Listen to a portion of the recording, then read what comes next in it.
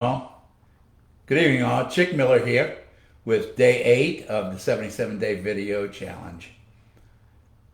Have you ever heard someone described as an egomaniac with self-esteem issues? Well, I've come to realize that, especially in my younger days, but to be honestly, still today, that is an apt description of me. You know, I told you in my younger days, I always felt uncomfortable in my own skin. I was constantly trying to fit in. Well, the best way I knew to do that was to try to be entertaining to people. And I would go out of my way to entertain any group of people I got in front of to try to get them to like me and to accept me and to love me.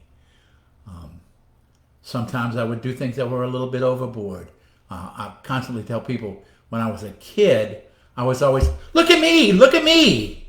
And then when people would look at me, I go, why are you looking at me?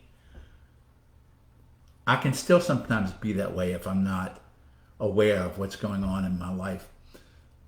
As I look back on my life, I realize that that wasn't always a bad thing.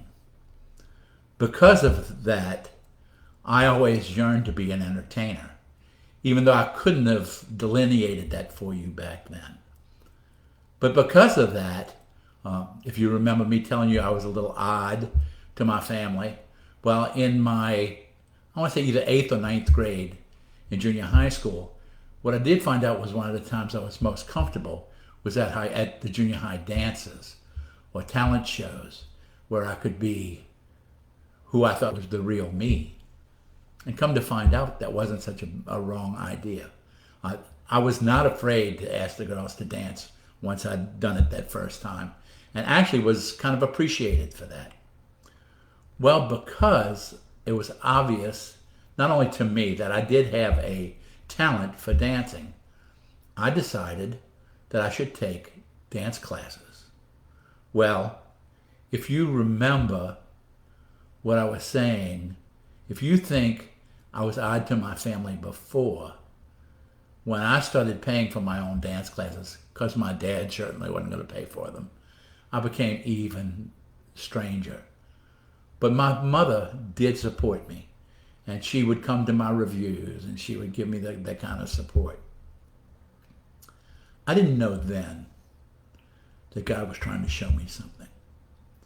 My mother took me to see a friend of hers son in a dance review before that started. And when I saw him center stage surrounded by all those girls, I was like, that's what I want to do in my life.